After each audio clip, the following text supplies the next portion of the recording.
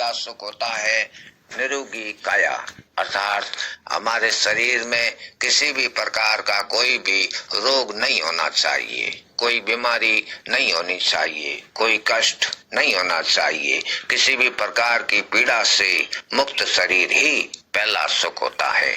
उसके बाद दूसरा सुख घर में माया, अर्थात जीवन जीने के लिए, दान पुण्य करने के लिए और आनंद से जीवन व्यतीत करने के लिए हमारे घर में पर्याप्त माया हो, अर्थात धन का होना बहुत जरूरी है। उसके बाद तीसरा सुख पुत्र आज्ञाकारी। यदि किसी के पास अपार धन दौलत हो, रूप हो, गुण हो, ऐश्वर्य हो, इज्जत हो, लेकिन यदि उसका पुत्र उसकी ही आज्ञा नहीं मानता है तो वे तमाम सुख सुविधाएं उनके लिए नरक के समान है। पुत्र का आज्ञाकारी होना अति आवश्यक है। चौथा सुख होता है सुलक्षणा नारी। सभी प्रकार के सुख सुविधाएं होते हुए, रूप सौंदर्य होते हुए, विभिन्न प्रकार के विलासिता के साधन होते हुए भी यदि पत्नी अच्छे लक्षणों वाली नहीं है तो जीवन में सुख नहीं हो सकता। इसलिए एक पत्नी का सुलक्षणा होना अति आवश्यक है।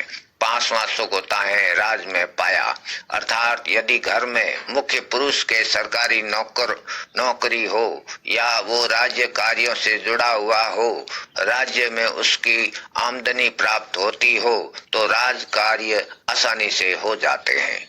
और छठा सुख होता है पड़ोसी भाया, अर्थात पड़ोस में रहने वाले लोग इस प्रकार के होने चाहिए कि हमारे विचार उनसे मिलने चाहिए और उनके विचार हमसे मिलने चाहिए, तो वो हमारे साथ हमेशा अच्छा सोचते हो, हमारे सुख दुख में सहयोगी होने चाहिए। अन्यथा यदि सभी प्रकार की सुख सुविधाएं होने के बावजूद भी यदि पड़ोसी कुटिल होता है और हमारी हानि करने वाला होता है तो वो एक प्रकार का दुख होता है। इसलिए पड़ोसी का अच्छा होना सुख माना गया है। उसके बाद सातवां सुख माता पिता का साया। जिस व्यक्ति के माता और पिता जीवित होते हैं वो व्यक्ति सभी सुखों को पा लेता है। माता पिता की सेवा करने का अवसर प्राप्त होता है और माता पिता का आशीर्वाद हमेशा बना रहता है। तो माता पिता का जीवित रहना भी एक प्रकार का सुख माना गया है। 7 सुख के बाद एक 8वां सुख भी बहुत जरूरी है और वो सुख है एक पुत्री का होना, पुत्री का साया। वैसे तो सुख 7 ही प्रकार के माने गए हैं, किंतु घर में पुत्री का होना 8वां सुख माना गया है।